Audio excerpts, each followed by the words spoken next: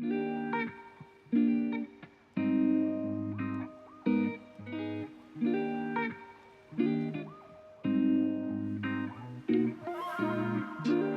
back to Fundamental Foundations. We've been having some really fascinating conversations about neurodiversity, right? You have. And, it's been great to explore, both the challenges and the strengths that neurodivergent individuals bring to the table. Totally. So today we're kind of diving into this area that can feel like uncharted territory for a lot of people. Mhm. Relationships where one partner is neurodivergent and the other is neurotypical. Exactly. Our source material for this deep dive really emphasizes how, these relationships often feel different. But they're not different because of a lack of caring. Right. Not at all. They're different because our brains are literally wired differently. Yeah, it's like imagine trying to fit a square peg into a round hole. It's not going to work unless you kind of adjust your approach, right? So can you give us some examples of how those different wirings play out in a relationship? Well, take communication, for instance. A neurodivergent partner might have trouble understanding subtle social cues or hints. Oh, interesting. They might take things very literally, Mm. which can lead to misinterpretations and, cause frustration for both partners. So it's not about intention. It's about how they process language and social interaction. Exactly. And that's where this idea of double empathy comes in. It emphasizes, how autistic individuals might communicate differently Hmm.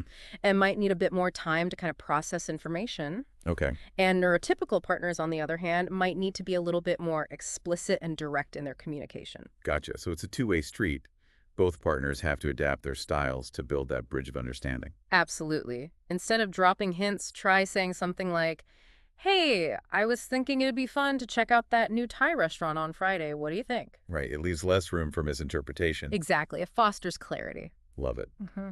So that's great advice for everyday communication. But Yeah. what about during disagreements? Right. How do couples navigate those rough waters? Well, in those moments, one helpful strategy is to use what are called I statements. Instead of saying, "You always do this," try saying, "I feel hurt when this happens," because it really shifts the focus away from placing blame to expressing your own personal feelings and needs.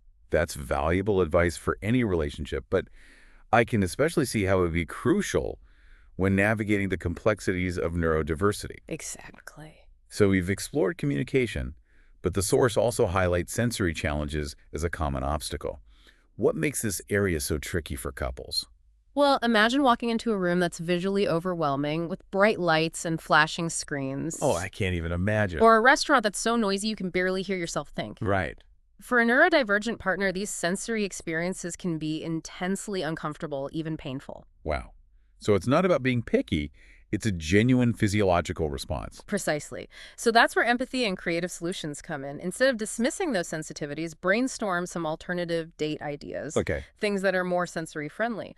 A quiet picnic, a museum visit during off-peak hours, even a cozy movie night at home. I love it. Finding that sweet spot where both partners feel comfortable and can enjoy each other's company. So we've talked about communication and sensory challenges. What other tools do couples need in their relationship toolkit?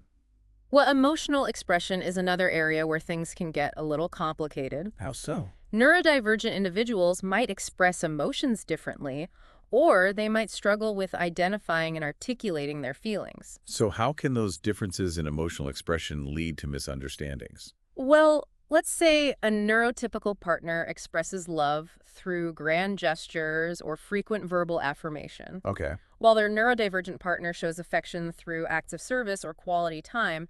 These different love languages can lead to feeling unappreciated or misunderstood if they're not talked about. It's almost like speaking different dialects of the same language. Exactly. You're trying to convey the same message, but you're using different expressions. I see, yeah. And sometimes neurodivergent individuals experience what's called alexithymia, which is basically difficulty identifying and expressing emotions. Oh, wow. That must make navigating those emotional currents in a relationship even more challenging. It can. So open and honest communication is key here. Encourage your partner to express their feelings in whatever way feels comfortable for them. Okay. Maybe it's through writing or art or music or even just simple gestures. The point is to create a safe space, Got it. a space where they feel heard and validated. That's a great point. It's not about forcing someone to conform to a certain way of expressing their emotions. It's about letting them be authentic. Yeah. Okay, so we've covered communication, sensory challenges, and emotional expression. What else can impact these relationships? Well, routines and predictability are really important for a lot of neurodivergent individuals. Hmm. They provide stability and a sense of control. That makes sense, especially in a world that can often feel so overwhelming. Exactly. Imagine if your carefully crafted daily routine was suddenly disrupted without warning. For someone who relies on routines to manage anxiety, that can be incredibly distressing. So how can couples find that balance between spontaneity and routine? Well, once again, communication is key. Talk openly and honestly about your needs and expectations. Maybe establish some shared routines. Sound like a weekly date night? Yeah, exactly. Or a Sunday morning ritual, but still leave room for flexibility and spontaneity in other areas. It sounds like a good compromise. And when those inevitable, unexpected changes pop up, giving as much advance notice as possible can really help. Exactly. It allows the neurodivergent partner to prepare and adjust. Okay, so we've explored some of the common challenges that couples might run into in these uncharted waters. But what are the positives? What makes these relationships so unique and rewarding? Well, remember how we talked about those differences in brain wiring? Yeah, They often translate into unique strengths and perspectives that neurodivergent individuals bring to the relationship. Their different way of thinking can lead to some amazing things. like what? Creative problem solving, out-of-the-box ideas. They often have this incredible ability to appreciate things that others might overlook. And their honesty and authenticity must be so refreshing. Absolutely. They often value genuine connection, and they're not afraid to be themselves. I love that. This creates a really authentic and fulfilling dynamic. It sounds like it. So it's not just about recognizing those differences, it's about appreciating them. Appreciating the full spectrum of what your partner brings to the table. Exactly. And that's where the true beauty of these relationships lies. It's about embracing the differences, celebrating the unique perspectives, and, navigating those uncharted waters together. Beautiful. All right. Okay, so before we dive into some practical tips for strengthening these relationships, let's take a quick break. We'll be right back to explore how couples can build a love that not only weathers the storms, but thrives in the midst of the challenges. Welcome back. We've been talking about some of those, choppy waters couples might encounter when one partner is neurodivergent, Mm-hmm. but it's not just about, weathering the storms right. Right. It's about having the right tools to thrive on the journey. Exactly. And one of the most essential tools in any neurodivergent relationship is knowledge. If you're the neurotypical partner, take the time to really learn about your partner's specific neurodivergence. That makes sense. But wouldn't that require the neurodivergent partner to feel comfortable disclosing their diagnosis? Oh, absolutely. It has to be a mutual process, Yeah. based on trust and understanding. But you can start by simply asking your partner, what can I learn about how your brain works? It's a great question. It shows that you genuinely want to understand their experience. It's about approaching it with curiosity. Exactly, not judgment. And once you have that basic understanding of their neurodivergence, you can delve a little deeper Okay. into how it might specifically impact your relationship. So it's not just about reading a book or two. Right. It's about having those ongoing conversations with your partner, being open to learning. Got it. And I imagine that knowledge can really make a difference. Oh, it absolutely does. Knowledge is power. It replaces those knee-jerk reactions of why are they acting this way with, oh, this is how their brain is wired. It creates empathy. Exactly. Yeah. Which is essential for any relationship, really, but especially one with a neurodivergent partner. That shift from judgment to understanding is so important. It's about seeing those differences as variations, not deficits. Okay, so knowledge is our compass. What other tools do we need? Well, remember how we talked about direct communication? Yeah. That's not just helpful for preventing those everyday misunderstandings. It's also really important for building trust and intimacy. So being clear and specific with your words, Yeah. avoiding those hints and assumptions. Exactly. So instead of saying, I'm fine, when you're actually feeling kind of overwhelmed, try expressing your needs directly using I statements. Oh, For example, I feel a bit overstimulated right now. Would it be okay if we went somewhere quieter? I see. That allows your partner to really understand what you need and respond accordingly. That's a great example. Clear communication like that can prevent so much frustration. Now, I'm also curious about those times when sensory sensitivities clash with shared activities or date nights. Mm-hmm. How do couples navigate that? Well, that's where compromise and creativity are so important. Mm. Instead of seeing those sensitivities as limitations, try to see them as opportunities. Opportunities to explore new and different ways of connecting. So maybe instead of going to a crowded concert, you opt for a picnic in the park. Exactly. Or maybe an evening at the planetarium. Or if your partner is, sensitive to certain textures, take the time to find clothing or bedding that feels comfortable for them. It's about those little gestures that show you care. Exactly. It's about creating an environment where both of you feel safe and comfortable and able to really, engage with each other. Now, earlier we talked about how routines can provide comfort and stability for neurodivergent individuals. Right. How can couples incorporate those routines into their relationship in a way that feels good for both partners? Yeah, that's a good question. It's all about finding that balance Uh, between predictability and flexibility. okay. Establishing those shared routines, like that weekly date night or that Sunday morning ritual, can create a sense of stability in the relationship. They're like anchors. Exactly. They offer security in the midst of all that, unpredictability of life.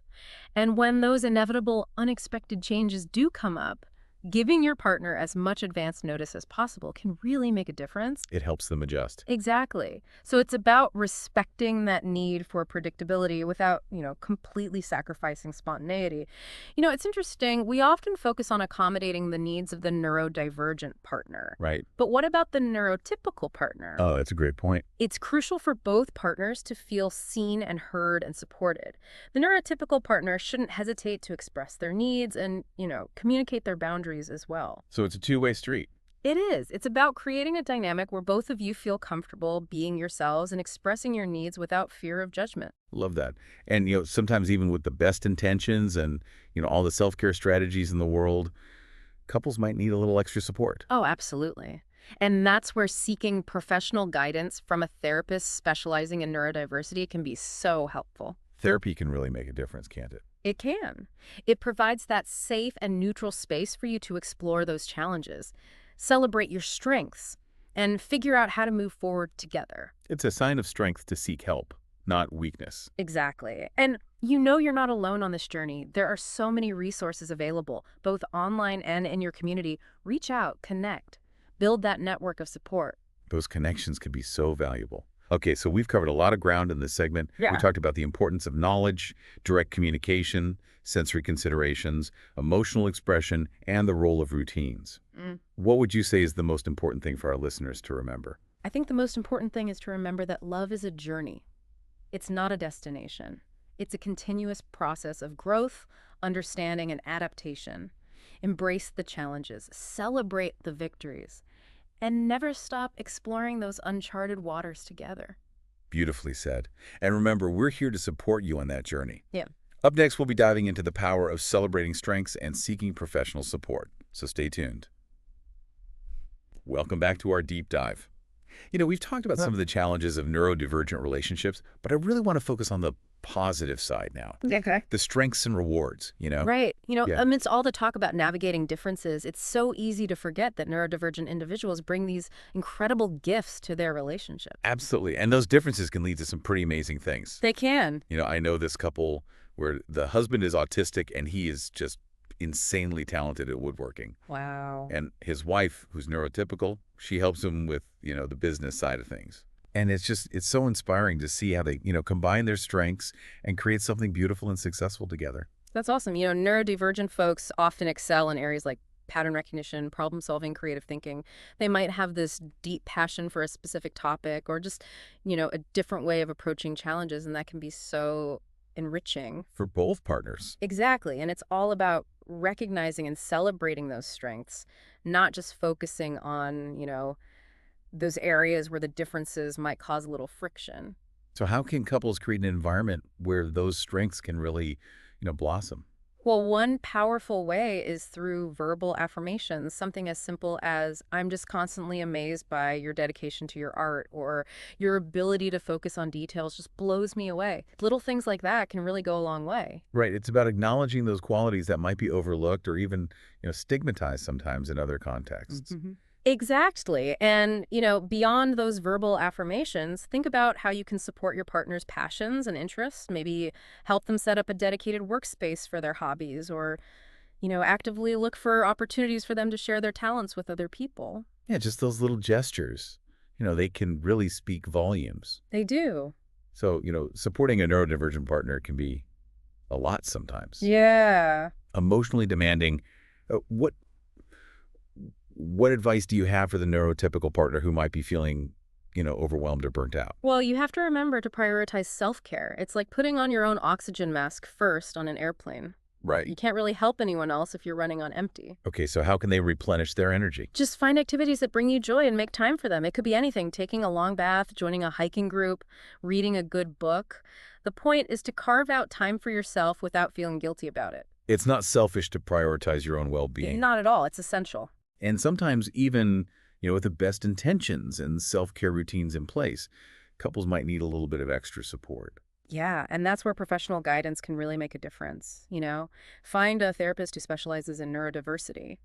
They can provide tools and strategies that are tailored to your specific situation. It can be such a game changer. Yeah. Having that safe and neutral space to work through those challenges and celebrate those strengths and really chart a path forward. It is, and remember, seeking help is a sign of strength, not weakness. You're showing that you're committed to growing together. That's so important. And there's so many resources out there too, both online and in your local community. So, reach out, connect, build that network of support. Absolutely. So as we wrap up our deep dive today, what's the one thing you want our listeners to take away from this conversation? I want everyone to remember that love is a journey, not a destination. It's a continuous process of, growing, understanding, adapting. So embrace those challenges, celebrate the victories, and never stop exploring together. Beautiful. Well, thank you so much for joining us on this exploration of neurodivergent relationships. Here at Fundamental Foundations Counseling Center, we're here to support you every step of the way. Take control of your mental health with our membership program. Enjoy priority scheduling, session rollovers, and in-office and virtual appointments when you need them. Fundamental Foundations Counseling Center offers affordable plans tailored to your needs because your wellness matters. Visit fundamentalfoundcounseling.com to join today.